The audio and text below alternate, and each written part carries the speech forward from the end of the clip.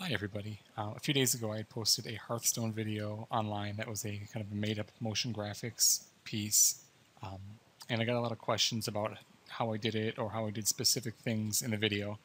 So I figured I would make this breakdown to kind of explain what I did and show you my process.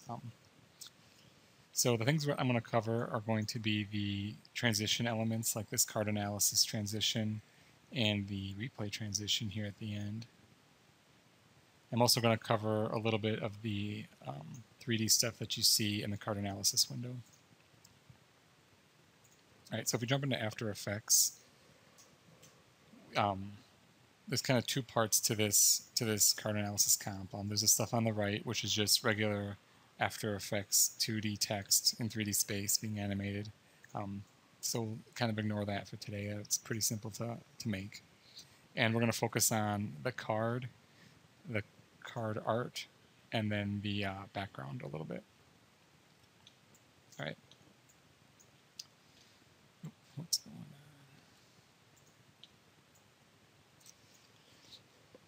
All right, so if we look at the card to begin with, let me isolate that. You'll notice that it's not just a regular 2D card. If we rotate it a little bit, we can see that there's some volume to it. There's some 3D stuff there, that it's not just a plane in 3D space.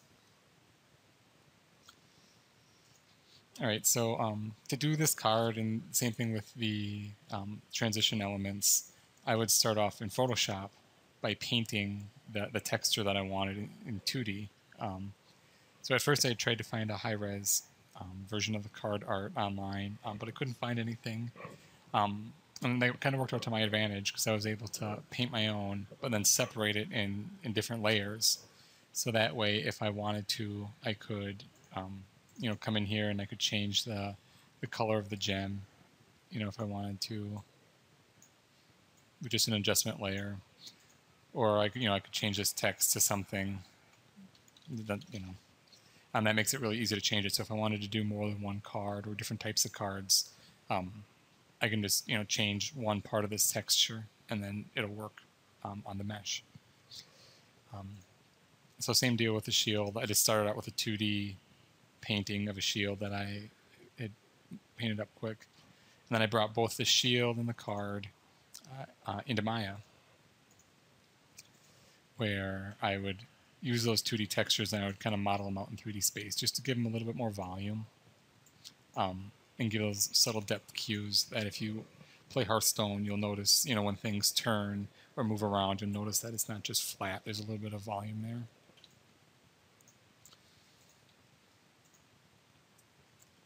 Right, so then once all these are modeled, I export them out as OBJs so I can bring them into After Effects via the Element 3D plugin. I'm a big fan of this plugin. It allows you to bring in 3D objects, texture them and light them, but work with them interactively. So instead of waiting for renders from Cinema 4D or Maya or whatever, you can just work with it real time. If you want to make a change, you can just change it, and it's done and it's ready rendered. And that makes iteration time really quick, especially if you have a client. If they make some last minute changes, you don't have time to wait for a render. You can just change it here and be done with it. So here's the Element 3D plugin UI, and here's the card front OBJ.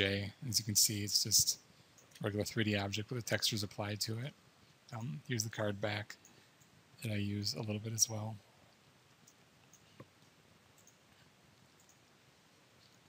All right, so once you have that in Element 3D, it's just a simple matter of parenting the object to a null, and then you can animate it just like any other 2D solid or any anything that you animate in After Effects. So another thing to look at is the art of the card itself. And so for this, let me isolate that. I found the card art online, and let's go into this comp here. What I did is I cleaned it up in Photoshop, and I was able to separate the background from the foreground. And so with those separated, I could move them in Z space apart from each other. So that way when the card rotates, we get some parallax. Then I also added some particular little glowy orbs and a little turbulent displace on the background just to give the card art a little bit more life so it doesn't feel so static. And so with that pre-comped, you can bring that into the main composition where the card art is. And then the trick here is to use this collapse transformations toggle right here. And what this will do is it'll treat the 3D objects in the pre-comp as 3D objects in the main comp.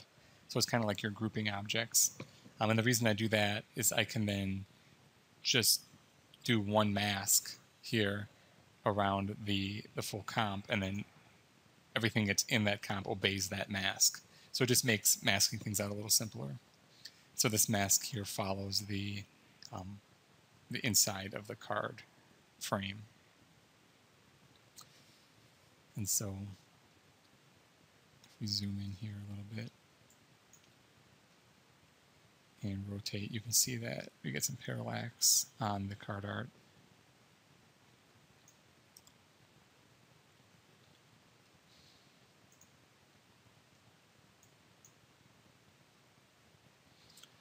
Right, so that's the card. Let's see. Let's go to the rear wall.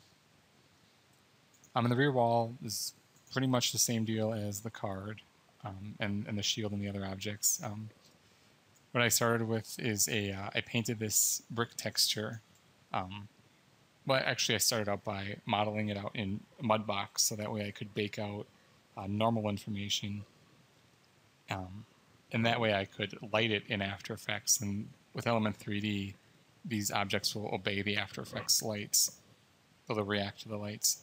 And so I just mapped the brick texture onto a cylinder, and then the cylinder kind of surrounds the whole environment. All right, so here's the card analysis transition scene. And let me see if I can't scrub through this somewhat quickly. It's a little laggy with the screen recording software, but you get the idea. So this operates in much the same way as the other scene. If we isolate this layer here, all this that you see now is Element 3D. So if we rotate the camera around, this is in real 3D. And then it's just animating using some nulls to bring it onto the screen. Another strong point about Element 3D that I want to point out is the fact that this text gets fed in from an actual text layer in Element. So if we turn on this layer here and get our text tool, we can put anything here, and then it'll put it in Element 3D, and it'll work real time. So I've found this to be a little bit of a lifesaver when working with clients that have last-minute changes. Instead of going into your 3D program and re-rendering it, you just quick change the text and you're good to go. So aside from the Element 3D stuff, everything else is just kind of trap code and optical flares. So if we break it down here, let's see. Just some particular spitting out some particles, and then a big old flare to kind of make it feel like there's a bunch of light there. All right, that pretty much wraps up the breakdown here. As you can see, most of this just relies on the Element 3D plugin to bring 3D objects into After Effects so you can animate them directly. And then just a smattering of other plugins and animation. If you guys have any questions on anything specific, let me know, and I will try to answer it either via video or I'll just reply via text. Thanks for watching. Bye.